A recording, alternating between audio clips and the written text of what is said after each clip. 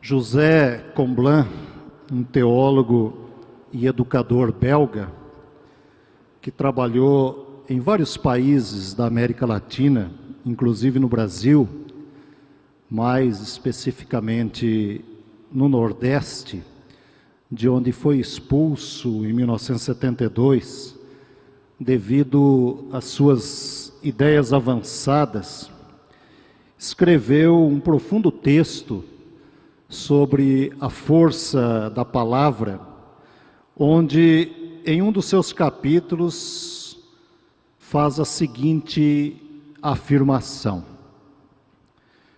por que não tem força essas palavras que a igreja repete indefinidamente e que diz serem do próprio Deus? Porque milhões e milhões de palavras e de discursos suscitam indiferença ou aborrecimentos? Muitas vezes fazemos a experiência de que na igreja se fala muito e nada se diz, que numerosos discursos não conseguem ser entendidos, que existe uma barreira entre o mundo contemporâneo e os discursos eclesiásticos. E conclui fazendo a seguinte pergunta: será que nós perdemos o segredo da palavra forte de Deus? Somos povo de Deus. Esse é o tema das nossas mensagens durante este mês em que completamos 158 anos de organização eclesiástica. Quantas palavras foram proferidas deste púlpito, nas salas de aulas, nos corredores, ou em tantos outros lugares ou trabalhos realizados por esta igreja. Palavras que ensinaram o povo de Deus, orientando na caminhada, exortando, edificando, consolando. Mas também necessitamos reconhecer e confessar, no propósito da nossa fala nesta manhã, que muitas palavras não foram de edificação, de paz, de perdão, de vida e de comunhão. O poder da palavra de quem fala ou ensina, quando verbalizada, nem sempre é analisado em sua profundidade.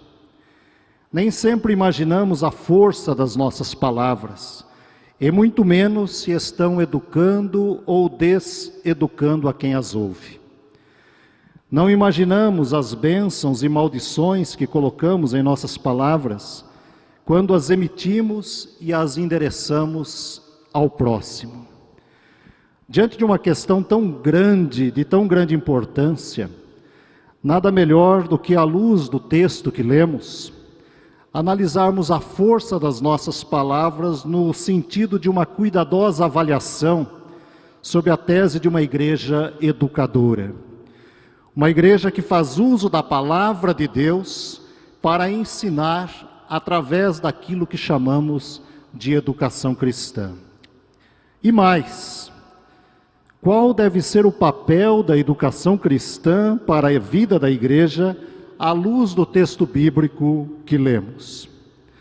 Antes de respondermos a esta pergunta, consideremos algumas informações históricas e contextuais que são indispensáveis a esta reflexão. Estamos na cidade de Éfeso. Coloquemo-nos por alguns instantes dentro dessa importante cidade da Ásia Menor. Estamos diante de uma cidade próspera, rica, que contava com o movimento do porto marítimo e com uma grande rota comercial através do rio Eufrates. Sua riqueza, provinda da religião, possibilitou a reconstrução de um templo que fora destruído pelo fogo. Esse templo foi dedicado à deusa Ártemis, ou a Diana para os romanos. era considerada como a protetora, a patrona de toda espécie de vida, deusa da caça, auxiliadora no parto e deusa da morte. A cidade de Éfeso seria como a esquina do mundo, a luz da Ásia. Havia um imenso centro comercial, especialmente artefatos religiosos. Havia também um outro templo somente para a religião do império, e os jardins do templo eram destinados ao culto ao imperador. O nível de moralidade era extremamente baixo. As pessoas eram supersticiosas, vis e muitas vezes violentas. Este era o contexto sociocultural e religioso em que a igreja de Éfeso estava inserida. Um ambiente dominado pela soberba, devido ao progresso, como também tomado por manifestações religiosas que poderiam afetar a vida da comunidade cristã.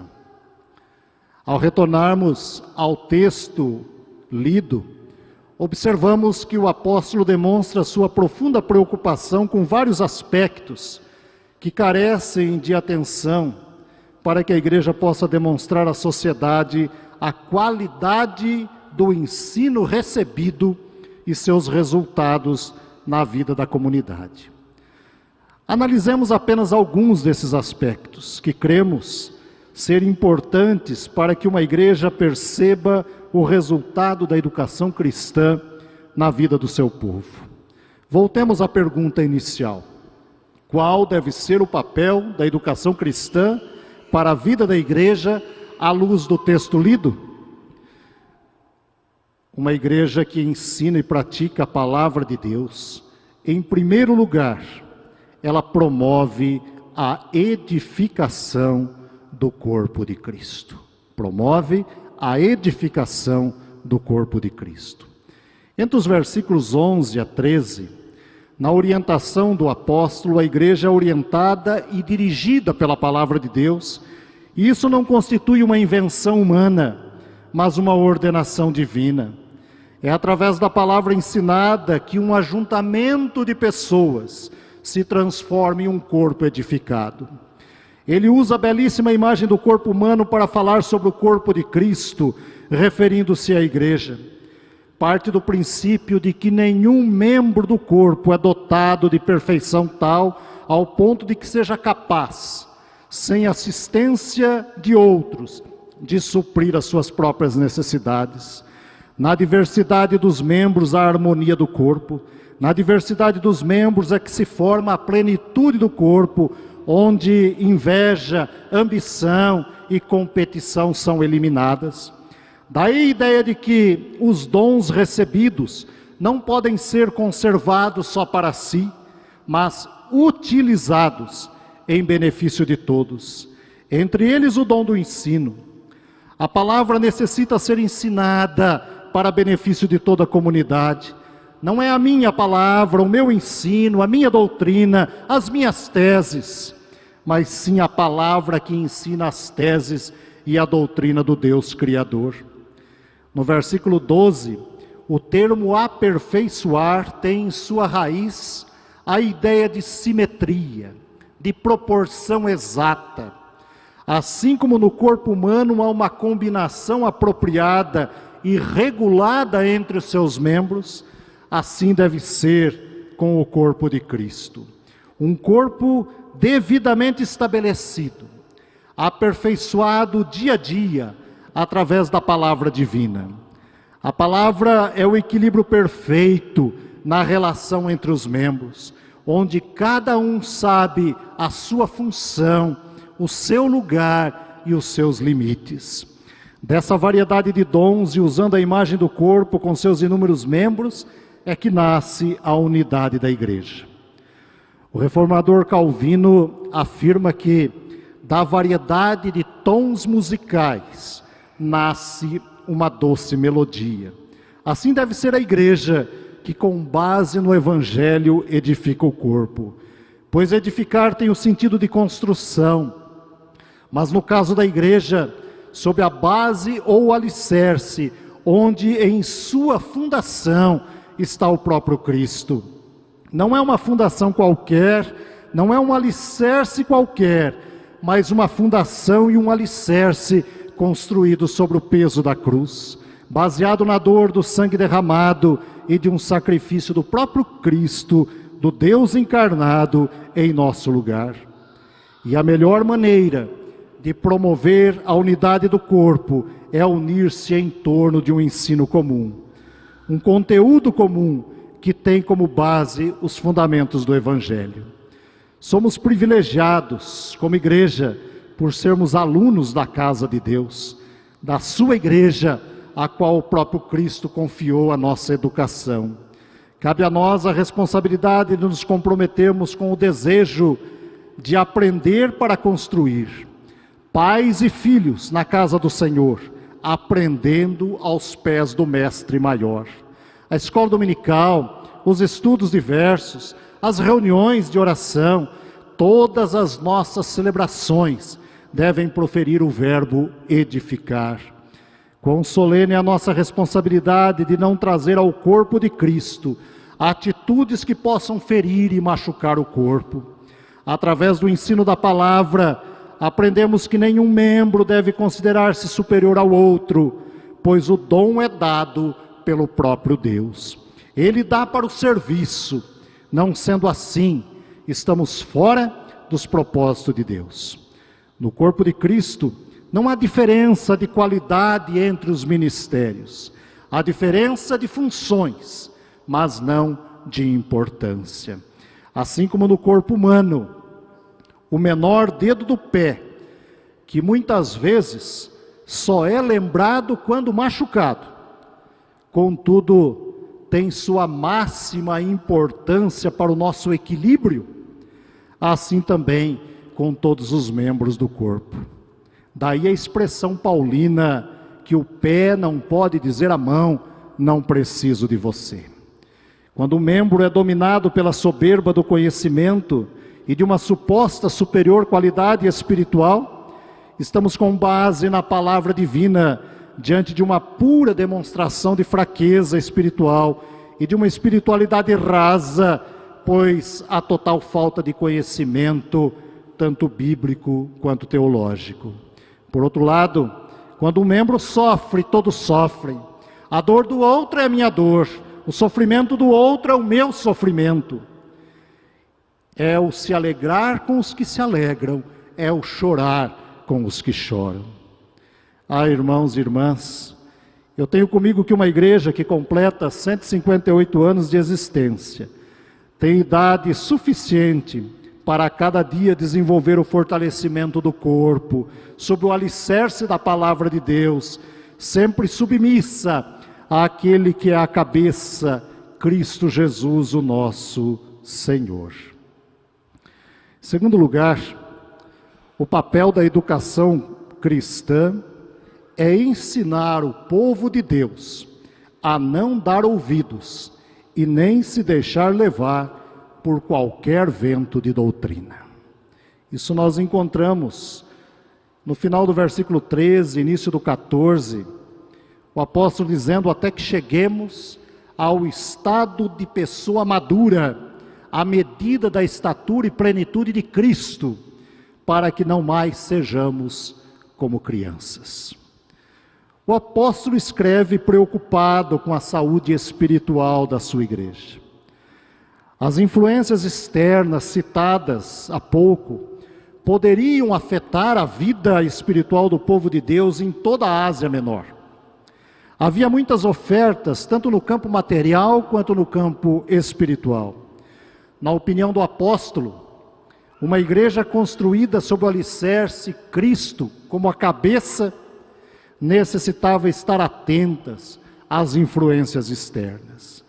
Eis a razão em enfatizar que um corpo bem ajustado é um corpo consciente da total dependência daquele que é a cabeça, ou seja, o próprio Cristo. Não se deixa levar por qualquer vento de doutrina. A expressão à medida da estatura significa aqui a idade completa, a idade madura. o crescimento com naturalidade, assim como necessitamos viver a cada fase da nossa vida, da lactância até a idade mais avançada, com alimento adequado, assim também o é com a palavra de Deus. É o crescimento diário, na proporção exata, alimentados todos os dias com a palavra da vida. Não há como se proteger de ventos de doutrinas, sem conhecimento da verdadeira doutrina fundamentada no Evangelho de Cristo. Só é possível se defender de conhecimentos adversos à verdade, com estudos, com zelo pelo conhecimento da palavra. De outra forma, faltarão a nós argumentos. Isso se faz com estudos, participação no dia a dia da escola dominical, por exemplo, nos diversos trabalhos da igreja, fortalecendo assim a nossa fé. Ao estabelecer um período de crescimento entre infância e maturidade, compreendemos a exortação do apóstolo quando escreve aos Filipenses, no capítulo 2, versículo 12, quando ele diz que devemos desenvolver a nossa salvação. Para melhor compreensão da igreja de Éfeso, o apóstolo usa no versículo 14 diversas metáforas. Por exemplo, arremessados de um lado para o outro, dando a ideia de embarcações batidas pela onda do mar. Segunda, levados ao redor, comparando as palhas ou outros elementos leves que são facilmente movimentados. E por último, o próprio vento, para qualificar a doutrina dos homens, pelas quais somos afastados do Evangelho. Segundo estatísticas, uma nova organização religiosa surge por hora em nosso país, ou seja, uma média de 24 por dia. Quando simplesmente copiamos estranhos modelos, perdemos a nossa identidade. Mas é preciso ter orgulho da identidade que temos como igreja do Senhor Jesus há 158 anos. Não um orgulho soberbo, arrogante, mas de gratidão, pois há 158 anos, como igreja de tradição reformada, defendemos e anunciamos a doutrina da salvação, fundamentada no Evangelho de Cristo, dando sempre razão da nossa fé, frente aos ventos de doutrinas que surgem a cada manhã. E por último, em terceiro lugar, o papel da educação cristã é ensinar o povo de Deus para que em verdade e em amor construa a unidade da Igreja de Cristo. A unidade é construída em verdade e em amor. O tema da unidade dá início ao capítulo lido, entre os versículos 1 ao 6. E nos versículos 15 e 16, quando o apóstolo registra em sua carta a expressão seguindo a verdade em amor, cresçamos em tudo naquele que é a cabeça, Cristo, encontramos o próprio apóstolo novamente indicando o caminho da unidade. Cristo é o caminho da unidade por ser a cabeça da igreja. Na opinião do apóstolo, todos são intimados a que vivam submissos, tomando seus devidos lugares no corpo de Cristo. Assim acontece a unidade da igreja. Cada membro um servo a serviço do reino de Deus, sem disputas, sem medição de forças, sem palavras ásperas, que ferem e machucam o corpo, fazendo-o sangrar. Pelo contrário, nos fortalecemos, pois nosso ensino através da verdade divina é feito em amor e com amor. Isso dá à luz a comunhão mútua, pois progredimos pacificamente sob as orientações daquele que é a própria paz.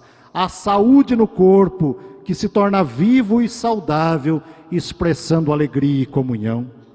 Pois onde o amor não reina, também não existe edificação, senão mera dispersão.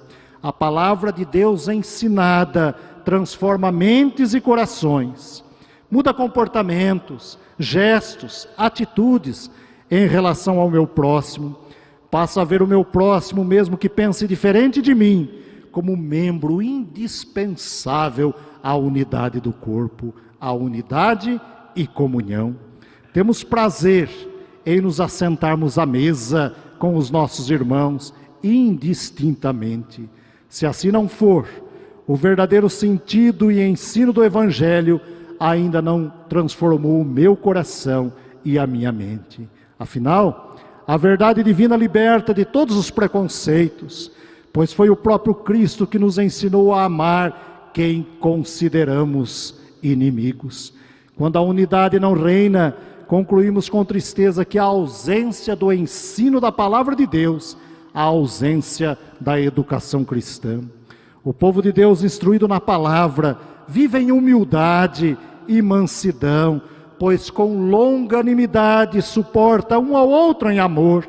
Há esforço profundo para preservar a unidade do Espírito no vínculo da paz, pois há somente um Senhor, uma só fé e um só batismo. Não se pode imaginar uma unidade entre pessoas que não compartilham da mesma fé, do mesmo projeto e do mesmo agir. Biblicamente, a unidade não vem pronta. Ela se constrói a partir da nossa disposição, do nosso agir, e isso se faz estudando a palavra de Deus. Irmãos e irmãs, há 158 anos, esta igreja é instrumento de Deus para que a sua palavra seja proclamada nesta cidade. Assim como no passado, vivemos diante de inúmeros desafios que afetam a nossa vida social e religiosa.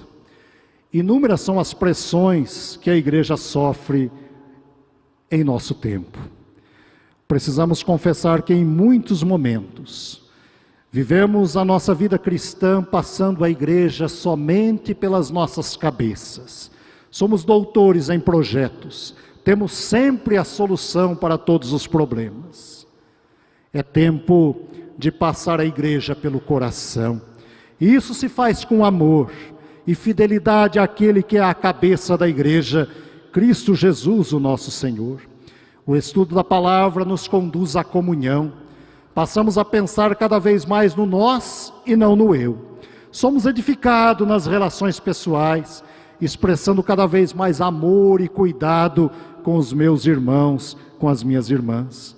Passo a verbalizar com alegria que faço parte daquilo que posso chamar de família da fé. Tenho prazer em me reunir com essa família, sinto falta dela e desejo cada vez mais seu progresso e crescimento.